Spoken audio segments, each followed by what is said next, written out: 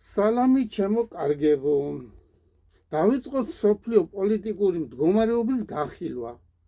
მე არაერთხელ ვთქვი, ჩამოყალიბდა ორპოლუსიანი სამყარო და ჩამორჩენილი მიუმხრობელი ქვეყნები.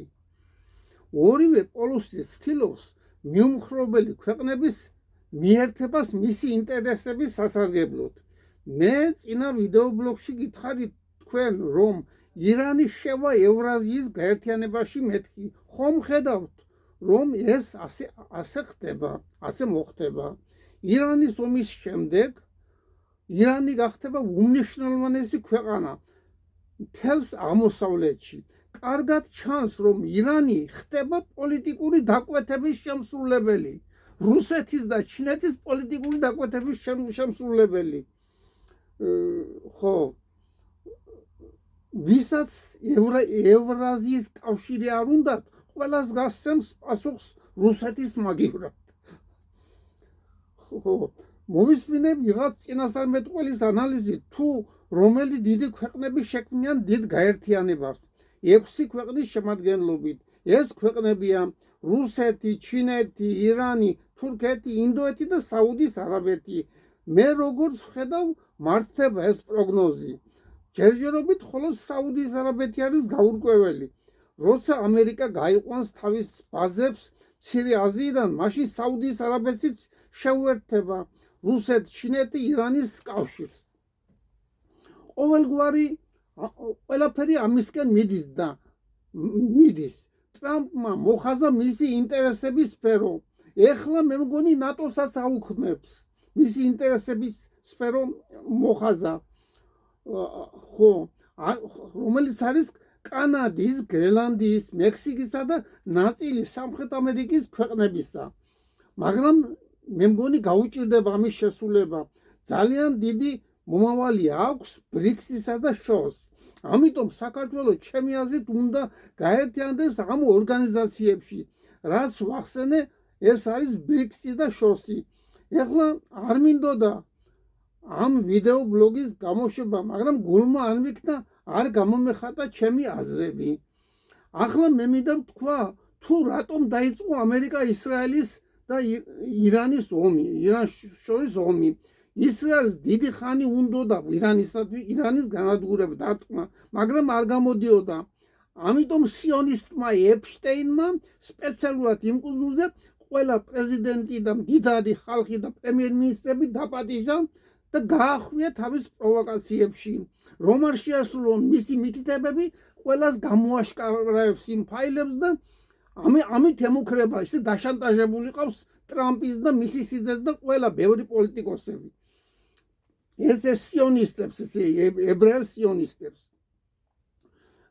გამოჭერილი ყავთ ტრამპი და არა მარტო ტრამპი, ყველა ევროპული პრეზიდენტები და პრემიერ-მინისტრები. არც ეს გამოუვიდათ. მეორე პოლუსის ქვეყნებმა დაეხმარენ ირანს. ამიტომ ვამბობ მე, რომ ამერიკის შეერთებული შტატები გაიყვანს თავის ბაზებს მცირე აზიიდან და ისინი შევა ევრაზიის გაერთიანებაში. ეხლა საქართველოს შესახებ მინდა ვილაპარაკო. შეიქმნა რაღაც რამოდენიმე კაციანი ჯგუფი, რომელთაც კიდევ უნდათ დაუბრუნდეთ 90-იან წლებში და კიდევ დამოუკიდებლობაზე და ნეიტრალიტეტზე ვილაპარაკოთ. ამ ჯგუფში მოიყარა თავი ეროვნულ ნაციონალებმა, ესე იგი, ხო, ახლა რატომ ნაციონალებმა? იმიტომ, რომ ქართული ენის გარდა სხვა ენებში ვერ იტყვით ეროვნულიო. იტყვით ნაციონალებიო. ტერმინი ეროვნული არ არსებობს სხვა ენებში, გარდა ქართულისა. ეს ჯგუფი არის ეგრეთ წოდებული ზვიადისტები. კარგად მოგეხსენებათ, სადამდე მიგვიყვანა დამოუკიდებლობის და ნეიტრალიტეტის ძახილმა. რაღაც ხელისუფლება არ ვარგა, ეს იმას არ ნიშნავს, რომ ისევ ვიძახოთ ქართველმა ხალხმა დამოუკიდებლობა და ნეიტრალიტეტიო. რა მოგვიტანა ამის ძახილმა, კარგად მოგეხსენებათ. ძმებს შორის სისხლისღვრა და ამით ისარგებლა კაპიტალისტებმა, ამერიკულმა deep state-მა და ევროპის კაპიტალისტებმა, კაპიტალისტურმა ქვეყნებმა და რა დღეში ჩაგვაგდო, კარგად ხედავთ, 35 წელიწადი რა დღეში ვართ. ამის ძახილი შედეგად წარმოიშვა მილიარდერები და გაძვალტყავებული ხალხი.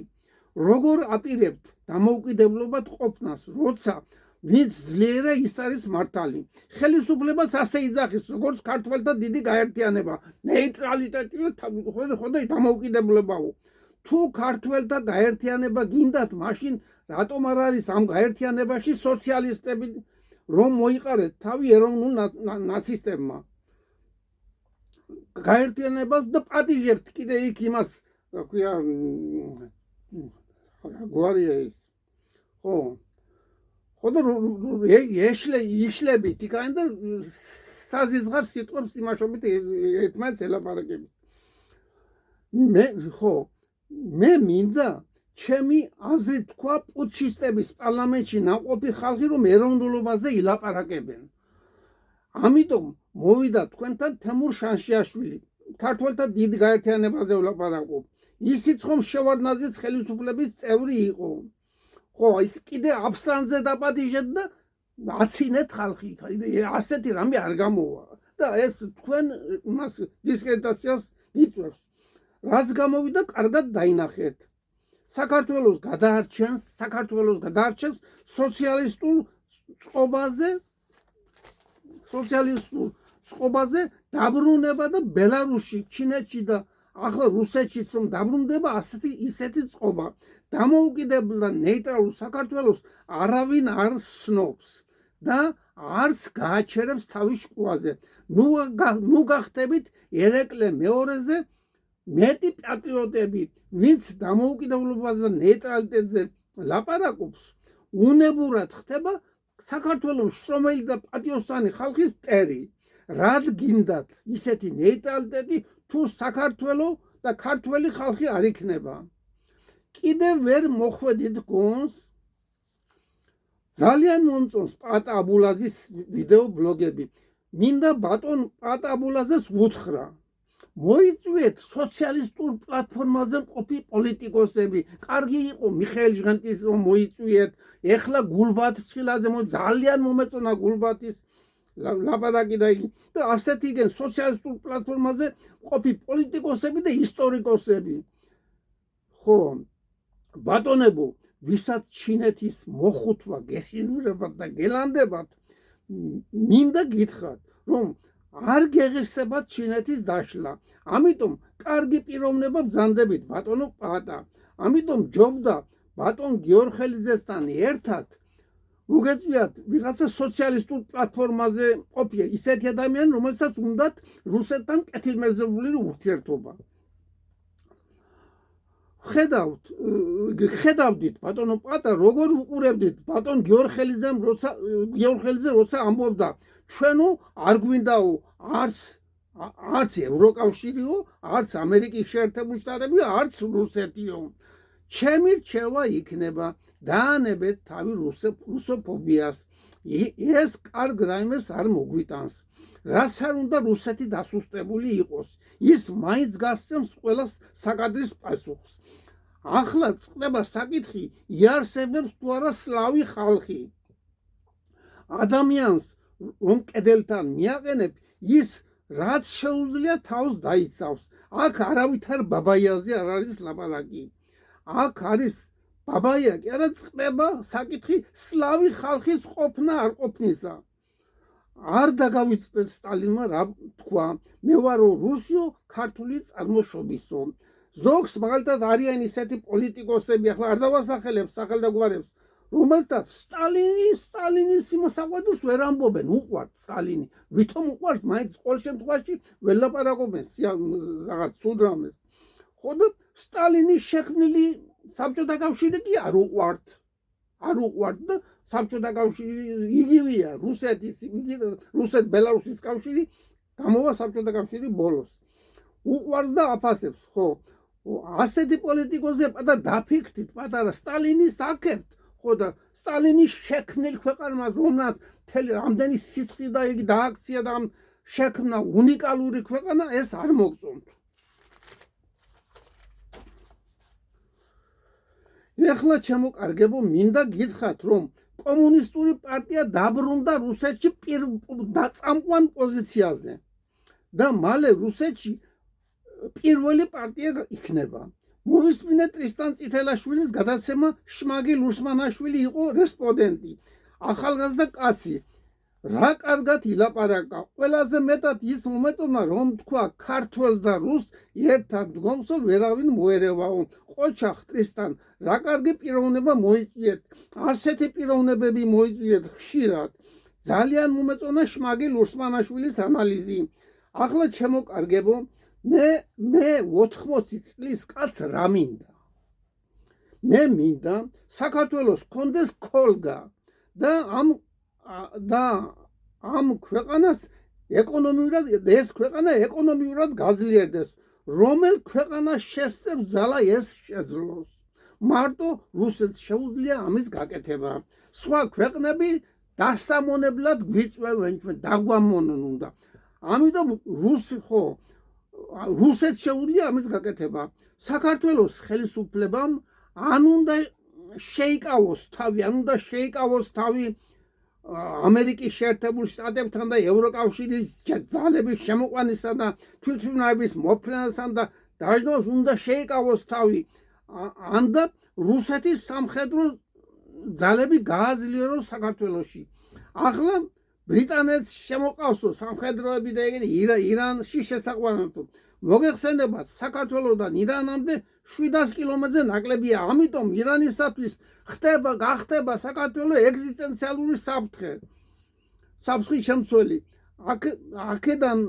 აქეთ ირანის ოპოზიცია გამოვიდა პარლამენტის წინ თუ რუსთაველის პროსპექტზე და ამერიკის დროშით. რას აკეთებთ? იწვევთ ირანს, იწვევთ.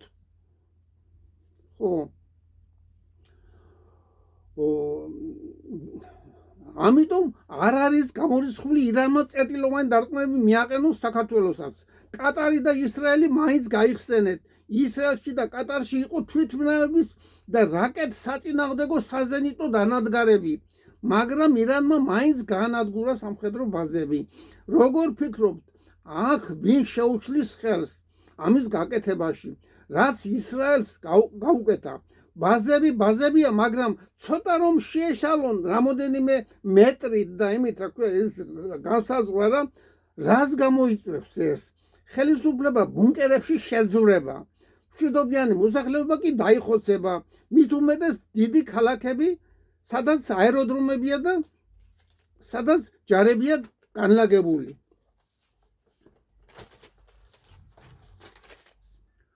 ამიტომ ხალხო, მე რო ვამბობდი ადრე გადაცემებში, რო ვამბობდი, პატარ-პატარა ბუნკერებია გააკეთეთ მეთქი, პატარ-პატარა ძალიან საშიში მდგომარეობა. პატარ-პატარა ბუნკერებია გასაკეთებელი. აი რას გვიკეთებს ეს ხელისუფლება? ნათქვამია, თაგვმა თხარაო, კატა გამოთხარაო. რამ შეგაძულათ ასე საკუთარი მოსახლეობა? რუსეთი თავს იცავს, რომ არ გაანადგურონ სლავი ხალხი, ხოლო ამერიკის შეერთებული შტატები არის დამპყრობელი. ვისაც რუსეთთან ურთიერთობა არ გინდათ, ყველა ხართ ეროვნულ ნაციონალები. თუ ეცდებით თავარი პრობლემის გადაფარვას, რასაც რაღაც აბდაუბდით. თავარი პრობლემა არის ამ ქვეყნისათვის თავდაცვის ქოლგის შექმნა და არა კაპიტალისტური ქვეყნების ჯარების შემოყვანა ირან რუსეთის წინააღმდეგ.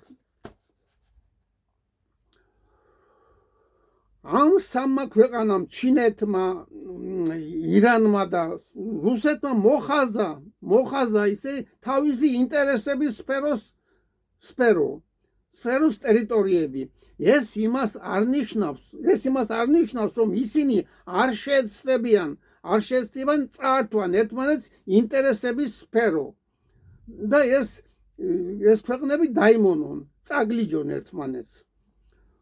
ინტერესების სფეროს ქვეყნები და ტერიტორიები. ასე იყო საბჭოთა კავშირის დროს.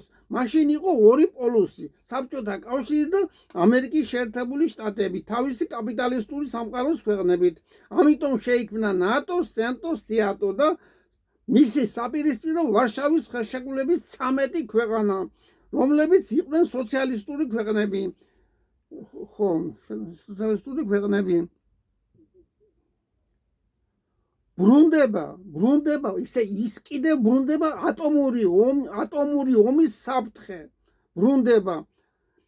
ხო, იწყება გამალებული შეერაღება და იარაღის გამოცდა, იარაღსთიან უკრაინაში, იარაღსთიან ირანში. ხო, დროა ასეთი, ხო, დროა შემოკარგებო, დავიწყოთ პატარ-პატარა ბომბსაწინააღმდეგო მის ბუნკერები, ანუ ბუნკერების გაკეთება. ხო და დამარაგება მასში, ხო, დამარაგება წყლის, განსაკუთრებით წყლისა და საკვების დამარაგება. აგრეთვე აირწინაღების შეძენა. ჩვენ თვითონ თუ არ გავაკეთეთ ეს ხელისუფლება ამაზე არ ზრუნავს. თავიანთვის აქვთ ბუნკერები მომზადებული. იქ უბრალო ადამიანებს არავინ შეუშვებს. ეხლა შემოკარგებო, მოისმინე ერმილე ნემსაძისა და დიტო ჩუბინიძის დიალოგი. ბევრ რამეში ვეთანხმებია მათ, მაგრამ ერთი რაიმე უნდა ვთქვა. არ შეიძლება სტალინისა და გამსახურდიას ორივეს სიყვარული, არ შეიძლება. ხო,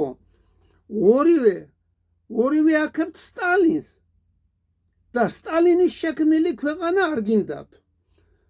ხო და მათთან ურთიერთობა არ გინდათ. ზვიად გამსახურდიას არ უყვარდა სტალინი და სტალინის მიერ შექმნილი საბჭოთა კავშირი. როგორც ხედავთ, თქვენ მე რო ხვდები ახლა არა, თქვენ უკეთესად აზროვნებთ. ბატონო ერმილე ბიძია და დიტო ჩუბინიძე, თქვენ უკეთესად აზროვნებთ გამსახურდიაზე, იმიტომ რომ გამოსცადეთ ეს 35 წლიანი კრიზისი და უბედურობა და ზვიად გამსახურდიას არ ჰქონდა გამოსტილი საბჭოთა კავშირის დროს, კარგად ცხოვრობდა, ყველაფერი იყო, საჭმელი იყო, სასმელი იყო, სამსახური იყო, ხო და ამიტომ დაიწყო ეს, ხო, შეეკრა იქანე იმას კაპიტალისტებსა და იმას, ხო და ამიტომ გეუბნებით პიროვნულად, როგორც ასეთი არ იყო ცუდი კაცი, პიროვნულად განსწავლული ადამიანიც იყო, მაგრამ არ გაამართლა მისმა პოლიტიკამ. ამიტომ არ შეიძლება გამსახურდიასა და სტალინის ორივეს ხება. ან სტალინი უნდა აქო, ან გამსახურდია. ხო და ახლა რო დაკვირებული ვარ მე, ერმილე ნემსაძე და დიტო ჩუბინიძე უკეთესად აზროვნებენ, ვინმე ზვიად გამსახურდია. ის სხვას ლაპარაკობდა, იმიტომ რომ აგენმა გამოსცადეს ეს 35 წლიანი ეს დარბევები და გამოსცადეს აგენ რა ხდებოდა. ამიტომ მოდით გუნზე ყველა თქვენ. ხო და გეუბნებით რომ რუსეთი არ ურუსეთო ჩვენ ვერ გავძლებთ. ხო, საბჭოთა კავშირის დროს ყველა ეროვნება ერთნაირად თავისუფალი ვიყავით. არ იყო ეროვნული შუღლი, არ იყო რელიგიური შუღლი, ახლა ყველანაირი შუღლი წარმოიშვა. ამ შუღლს სპეციალურად აკეთებენ იგი რა ქვია, ეს სიონისტი ებრაელები და ამერიკის შეერთებული შტატები და ევროპის ქვეყნები, რომელ დააჩოქონდა იქ ერთმანეთს წაკიდონ ხალხი. ახლა ირანში რომ დამთავრდება ომი, კიდე არ იქნება, კიდე არ დამთავრდება დიდხანს რელიგიური შუღლი. ამიტომ კარგად ხო გონსმოდით ყველამ და რუსეთის ქოლგა უნდა იქნათ, წავიდეს უნდა ჩვენი ხელისუფლება, უნდა დაელაპარაკოს რუსეთის ხელისუფლებას ბრიკსში და შოში და ევრაზიის გაერთიანებაში შესვლაზე. კარგად ბრძანდებოდეთ ყველა. ღმერთი იყო საქართველოს მფარველი.